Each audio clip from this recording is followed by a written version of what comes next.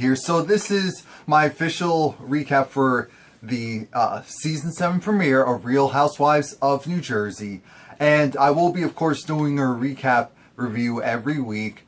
And so let's get started. Again, you can also follow me at Romie Omni on all social media platforms except for Snapchat. That's Romie_93 if you're interested. Now, let's get right into this. Alright, so the first thing that starts off is we have Melissa, who is talking with her husband Joe, and Melissa decided that she's going to go into the retail business. She's going to open up a boutique. I don't know exactly what she's going to be selling, but we do know that she's going to work. And her whole thing is she's tired of being the doting, loving wife and mother.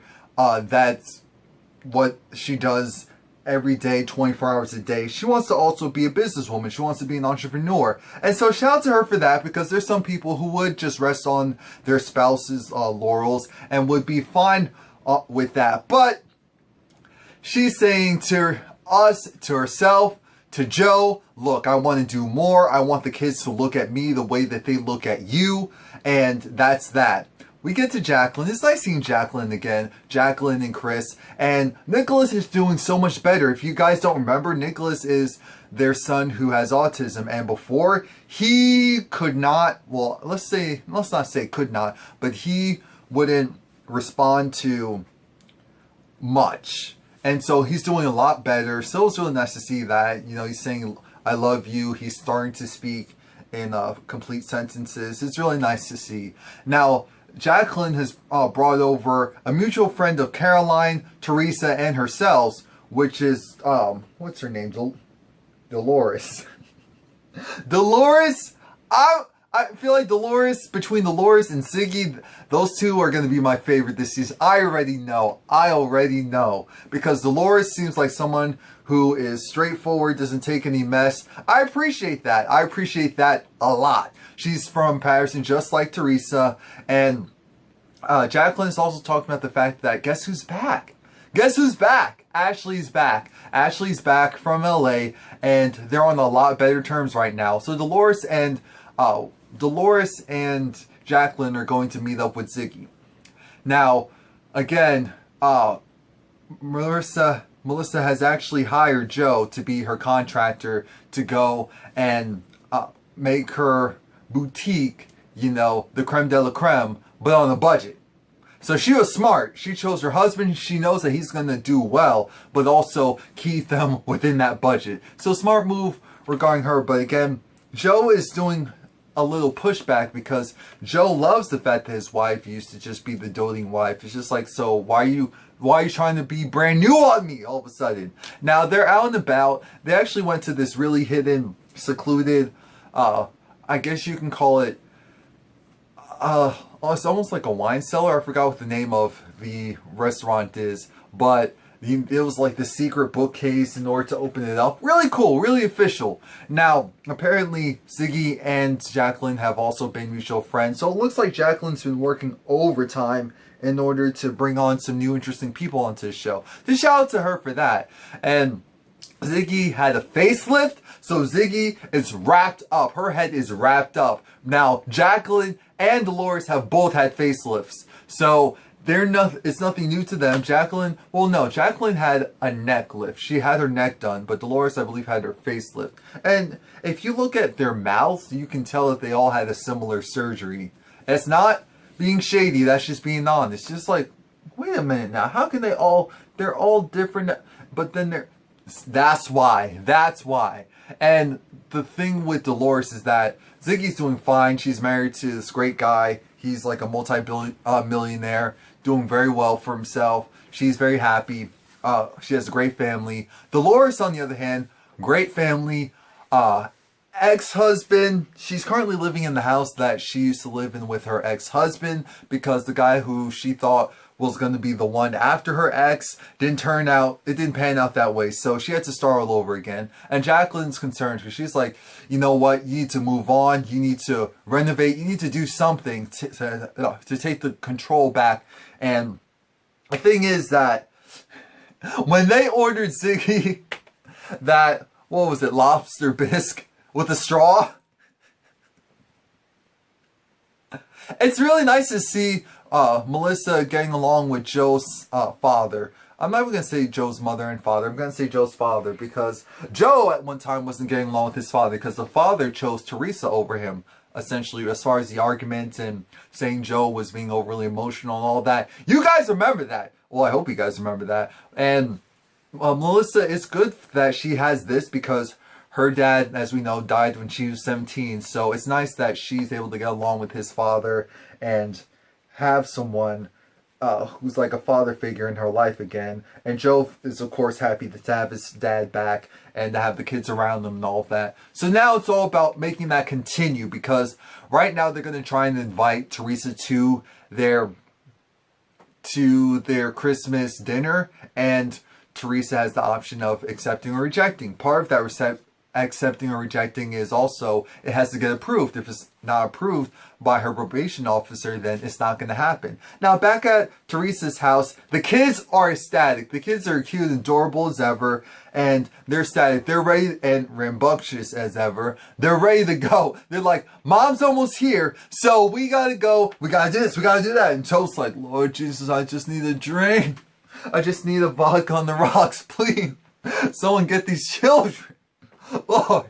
And again, it was nice to actually see Jacqueline's whole family together and not dysfunctional because we remember how bad it used to be. Like I said, Ashley, she has a new guy in her life. She's matured. Her and Ashley, they have regular arguments. They don't have borderline drag out arguments. Of course, CJ's doing well. I told you that Nicholas is doing a lot better. And Chris is there for the long haul. So shout out to Chris. They talk about their financial situation, and this is where I really appreciate their honesty because we know that things are not always what they appear, and especially true with these two.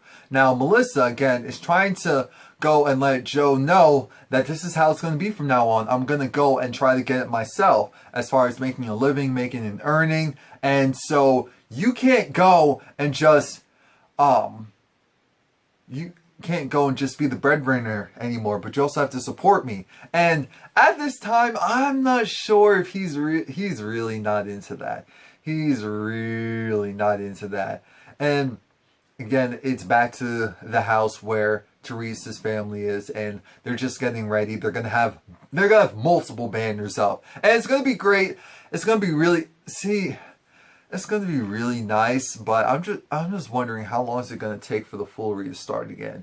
That's what I'm wondering when it's going to take. Jacqueline and Chris talk about the fact that Chris's original business is no more, and so he's still doing the Black Order thing with Caroline's Sons, but it takes a while for a company to become big and profitable. So right now they have to downsize. They're going to be moving out of their house.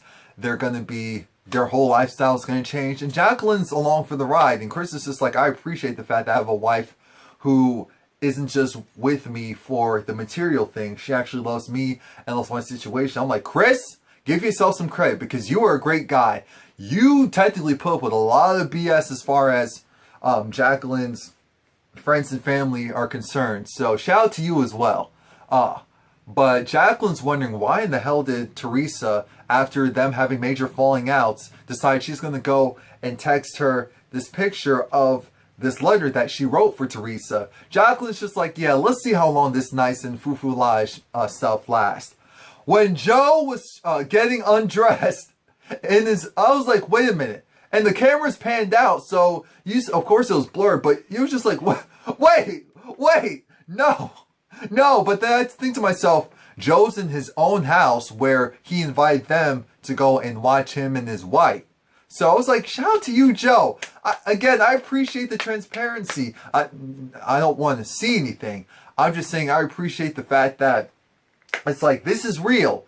This is something that Joe Gorga would actually do just based off of what he's been doing in past seasons. So, it's a mess.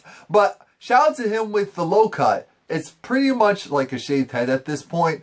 And remember how some people were clowning him about using the shoe polish to kind of get in the ball spot. But Joe's just like, screw it. I'm mature. My wife loves me regardless or not. So here we go. So, and they're just planning for, of course, their party, but it's going to be interesting because, again, everyone's on pins and needles. They're thinking, okay, if Teresa going to get out, well, not is, but when she gets out, will she be able to do this? Will she be able to do that? And how will she react? Because things were different before, and we kind of want it to stay, like right now it's good, even though she's not out, so it can't be that great. But right now it's good, so we kind of want to continue that way. And we see some old faces. Old as in people who are like, oh yeah, we remember you. We kind of remember you. We know who you are, but what's the name? Kathy. We don't forget Rosie, but I had to think Kathy. Oh, Kathy. Yes. Yeah, so Kathy and Rosie, of course, come to, what was it, Jacqueline's party? Yeah, Jacqueline's party. And it was interesting because Jacqueline was talking to Melissa. Why do I want to call her Marissa? I think because, I don't know why I want to call her Marissa, but it's Melissa. To Melissa about Teresa and, of course, getting that letter. But it's really confusing because both of them were on Teresa's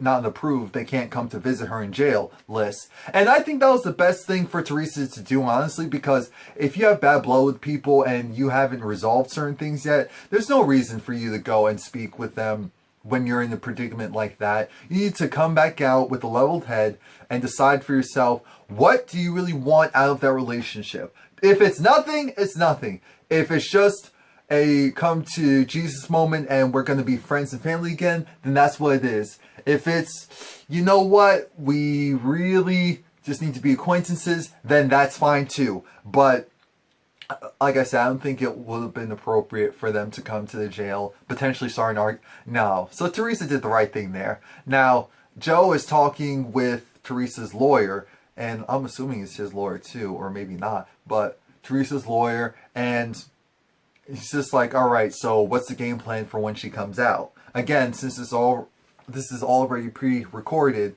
they don't have to worry about, okay, this is how it was actually going to be done.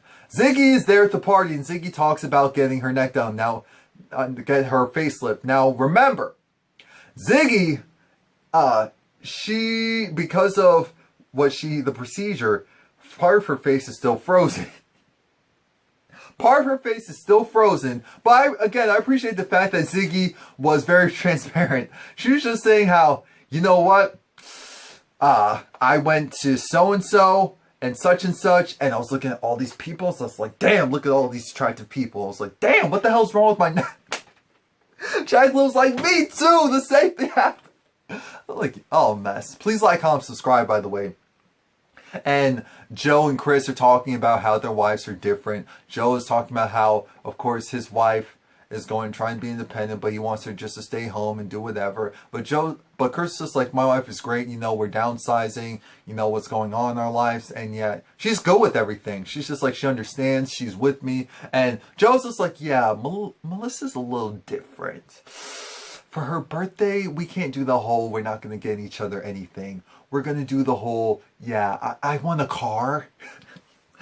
That's Melissa. And again, to each his own. Joe's in the position to do so. So, there we go. And they have this speech because Jacqueline and her husband, of course, are moving out of the house. Their lifestyle is going to be changing, and they just appreciate the people who are actually there that supported them regardless of what was going on in their lives. And Joe also just made a speech about, you know, blessings and prayers up because Teresa's coming out and just want everything to be positive and go well. So Teresa's lawyer goes and gets her from the jail.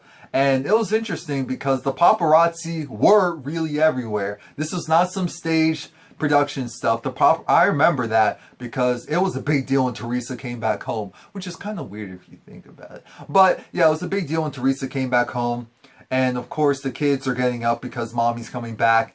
And Teresa looked great. She looked great. And I'm thinking, I know this is bad, but I almost feel like everyone, you know, everyone who works or does something, has some type of stress in their life, needs some form of jail. Because vacation, I go on vacations, I go on vacation once a year and I don't feel rested because I'm actually doing stuff. So I feel like jail time, the thing with jail is you're away from everything. So even though you're upset because you're away from everything and life is moving forward without you, you're physically preserved, psychologically, unless you're in like a horrendous environment. Psychologically, you're not stressing over the little things that you normally stress over when you're in the real world. So you come out, and because your diet is different, like everything is different, so you come out looking good. I'm like, wait a minute, do we all just need to do a little stint in jail? Not one of the crazy ones, not like one of those celebrity jails, just so that we can come back rejuvenated. Because damn, I'm 22 and I don't feel 22. I feel like I'm 40. Anyway, so it was really nice to see Joe, of course Teresa. I was like, okay, you guys, I know you're happy to see each other, but hold off a little bit. You're not going to make a new child yet. Because they were just kissing. But I'm like, yes, there we go. The love. We appreciate the love. But when she saw her kid, she just broke down. And we never see Teresa break down. So that's all I was like. And they were just happy to have mom back. And I mean, they were showing her around the house. They were just so happy to have mom back. That's all that mattered. So this was, again, my first recap for Real Housewives of New Jersey. Please like, comment, subscribe. Come back next week. I do also talk about other shows. So if you're interested, check them out as well by subscribing.